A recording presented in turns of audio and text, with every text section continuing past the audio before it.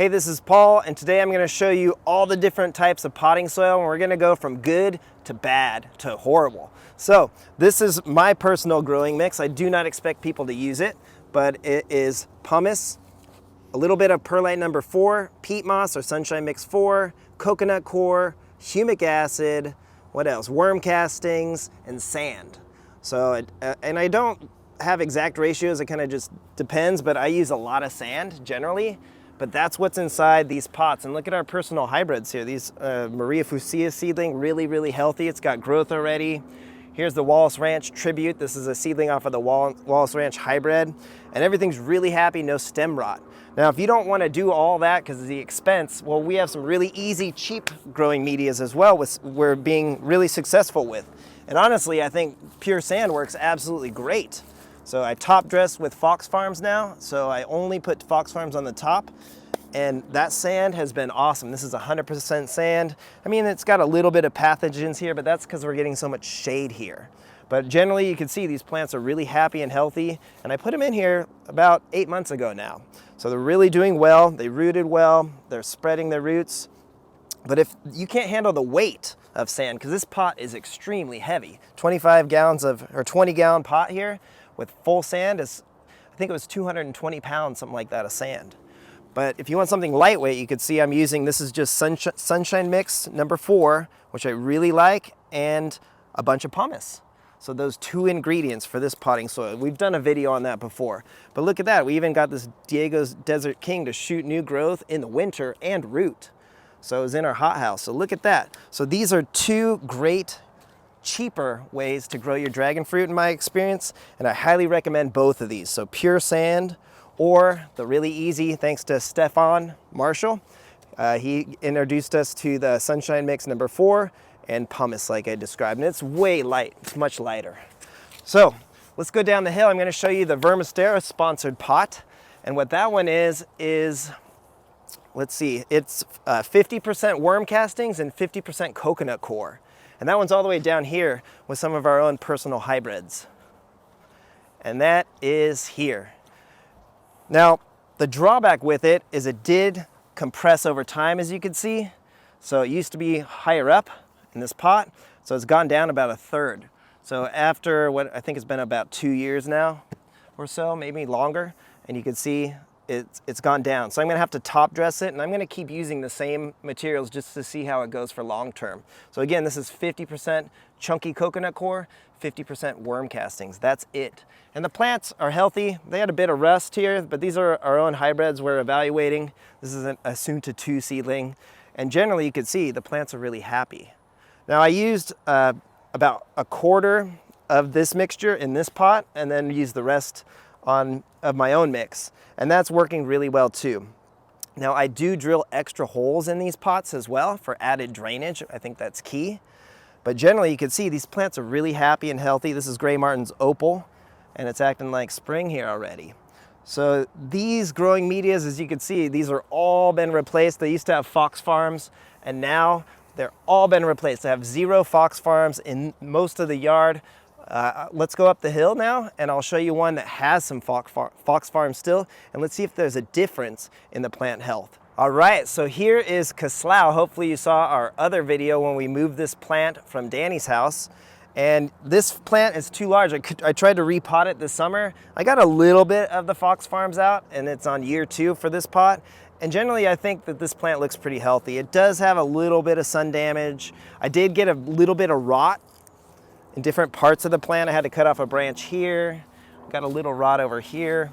But generally, I would say at year 2 with amended Fox Farms, this plant, oh, there's some rot, is generally pretty healthy. I mean, I think it's, personally, when there's compost in the soil, I feel like these plants are less sun tolerant and less cold tolerant, in my humble opinion, or what experience. Is the soil mix on this one? Well, this one is amended Fox Farms. So I used back then, that was pumice, perlite, vermiculite, Fox Farms for the majority of it, and no sand back then. So a lot of coconut coir though. I did use that, and worm casting. So generally this plant's pretty happy. You can see this is Maria Fucsia that also had that old mixture, and I was able to get about 3/4 of it out of this pot, and I repotted it in the fall. And look at it, it's really healthy and happy too. That one looks really healthy. It's got some damage though, but it's putting out a bunch of buds, but you know, the buds that turn to branches. And I would say generally this plant it's a little bit better overall health-wise, and that's still has half Fox Farms in this pot and half of our new mix, which is the compost free. So I'm noticing generally that just my hypothesis, I guess, again, is that I feel that when there's a lot of compost in the soil, after about year 3 to year 4, these plants are just less tolerant of the extreme weather conditions.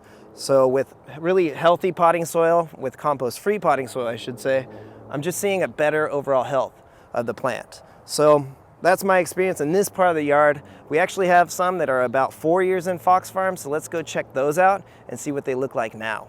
Okay, so this is another part of the yard where these have not received any Grow Power Plus, but they've been in Fox Farm, amended Fox Farm potting soil for 3.5 years, and look at the overall health of the plant. So I did fertilize last season, and every year I fertilize, but generally, when the Fox Farm even amended, which has, I put in here pumice, well, mostly Fox Farms, pumice, perlite, vermiculite back then. And so by year 3.5 or year 3, you can see there's just a lot of damage. The plants didn't grow very well. The drainage is poor. And if you watched our video where we interviewed Gary Matsuoka, he taught us that all these ground up dead trees in your potting soil are bad in the long term because they're gonna make the soil anaerobic and it will actually kill the roots. And the drainage is poor as well. I think this one might be doing a little okay better because there's actually a hole in the side of the pot. And there's added holes on the bottom, but still really slow growth. The color is much different than the other part of the yard. You can see they just get progressively worse. Here's another undatus, a lot of pathogens. It's really yellow, a totally different color. It's like lime green. And again, all these are in Fox Farms. Here's one that's one even older, and it climbed up this whole palm tree, as you can see. This is our little long-term experiment to just let it cruise up a palm tree. It's still never flowered. And you can see the plant health isn't that happy. I see fungus up there, I see pathogens, I see yellowing. And this one's even worse, look at this. So my hypothesis is that, again, this is a sunnier part of the yard. So when these plants are in compost, they're gonna be less tolerant to cold and heat. They won't die. I mean, you can see how resilient these plants are. But man, this is not what you want. It's not healthy. This actually lost a lot of branches, and I'm gonna move all these and repot them. You can see I have some control groups over here where these are our own hybrids, and they're just in our personal potting soil mix I talked about in the beginning. But look at the difference. Same amount of sunlight, different color, lots of new growth.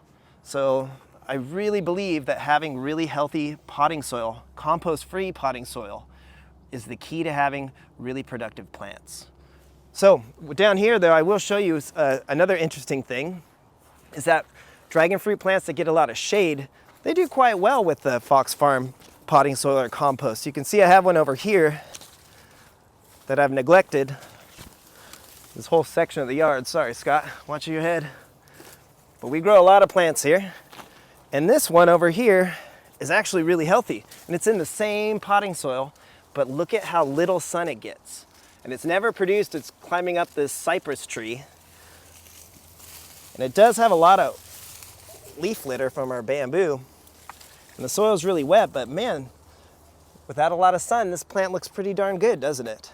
Yeah, it looks healthy. But this much shade, you're never gonna get fruit from a plant. It won't be very productive. So this thing's growing fine, but again, the key is, I think here, why this plant is healthy, it's not so much the soil, it's more about the lack of sun. And it has a little windbreak here. Maybe yeah, it is get a lot of protection. A little more warmth, maybe. Yeah, so we even have some more over here, want to see? And these ones have been a long-term experiment where I had them in Fox Farm still, which I will remove all of that this season and finish the job here. But these plants over here have always gotten about 40% sunlight, so not very much. And I just wanted to see what would happen if we neglect them and don't give them enough sunlight. And look at these, look at how little they've grown in 3.5 years. Same potting soil, same amount of water, same fertilizer, but look at how there's a lack of growth, their color's different, and they definitely need more sunlight, as you can see. So I even put one here just to grow along this vine, and I won't do that again. So I've really learned from this kind of control group, as you can see. So believe it or not, look at this plant. 3.5 years it's been in here. So that's kind of my experience of different potting soil medias for now. Let's show you one more. I have one more down here that you won't believe. So let's go. It's one of my oldest plants. Okay, now this one is probably our saddest story. This plant is over 4 years old, believe it or not. It's one of our first plants, and I just stuck it in the ground here next to this rock. So I believe our native soil, with a combination, the soil gets really dense. It's very heavy in DG, but I believe the combination of the heavy soil with a lot of shade and a cold rock, you can see it even rotted here, has led to horrible growth. I mean, look, this thing is 4 years old. It's literally like the 4th dragon fruit plant that I bought. It's some no idea I got, I think it's a Home Depot or something, like fake Haley's Comet. So as you can see, I think potting soil matters. I think growing in pots can be helpful for dragon fruit depending on your native soil unless you amend it. And I think sunshine is key.